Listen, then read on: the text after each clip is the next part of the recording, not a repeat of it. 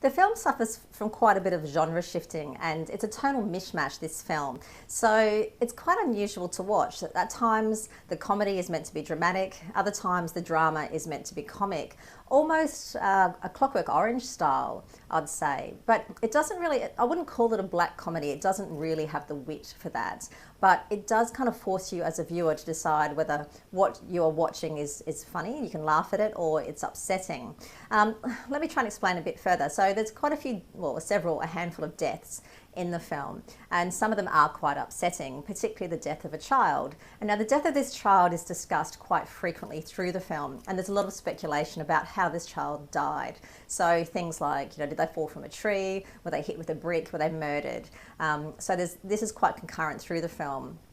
When you actually see the death happen, it's quite nasty and quite brutal, and then you see the body of the child afterwards. In another scene, there is a man who goes missing, and it turns out he's suffocated. And this is, again, is quite upsetting. This one, you don't actually see him suffocating. You do see his body after he's been found, and you see his body being prepared and washed, ready for the funeral. On the flip side of that, there's comic deaths. So a man has the back of his legs sliced open to render him immobile. This is meant to be comic. So you see him collapse in a pool of blood. You see a lot of blood around him. You see blood spatter when the wound is inflicted. You also see the bloody hands and bloody knife from the perpetrator. In another scene, a man drowns. Again, this is meant to be comic. You also see a woman collapse from stroke.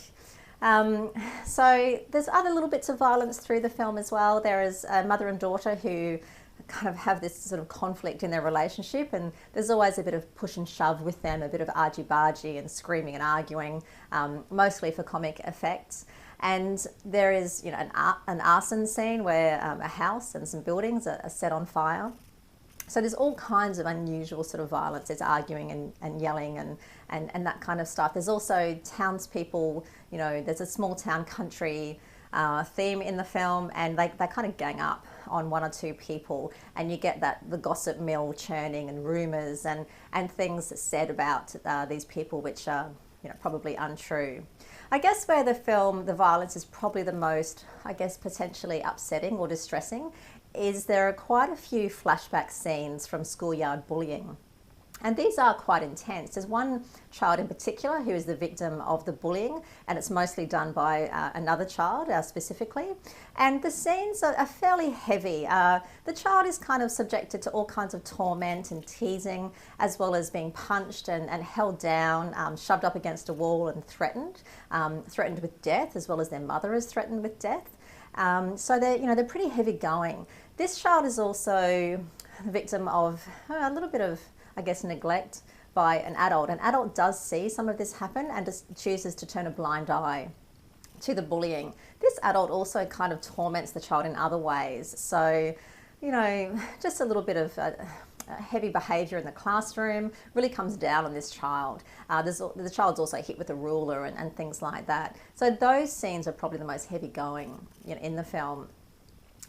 So there's a scene of spousal rape in the film. Again, this is meant to be comic. The wife in the film has, the husband's been giving her a tonic every night. You get the impression that this has been going on for quite some time. She suffers panic attacks and anxiety and OCD. So he calms her every night by giving her this tonic. So once she is comatose and lying on the bed, he then straddles her, and you see that he's about to begin sex. So it's a little bit uncomfortable, but like I said, it's meant to be comic. There are a couple of other sex scenes elsewhere in the film. In one scene, a couple have kind of bedroom sex. You see it initiates, and then the camera breaks away. You then see them in bed the next day, both with bare shoulders, so you know that sex has happened. There is another scene where one particular character, adultery is discussed quite frequently around this character through the film, and you do see him initiate sex with his mistress. You see them undressing and about to begin the act of sex before they're interrupted. There's a little bit of swearing in the film, F word, S word, A word, bitch and bastard, as well as several derogatory terms for women are used in the film. There's one character who is, well, you assume he's homosexual. If not, he's very camp. So there is cross-dressing in the film. There's also alcohol and drugs used in the film.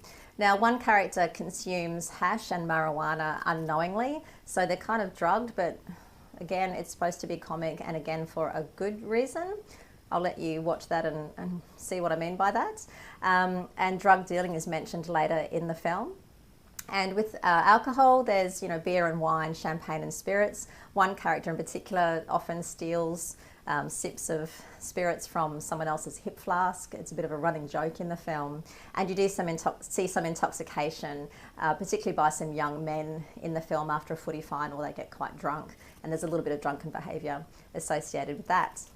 So The Dressmaker is directed by Jocelyn Moorhouse, and it stars Kate Winslet, Hugo Weaving, Judy Davis, and of course Liam Hemsworth. And you can read my full breakdown of the film at cinemum.net.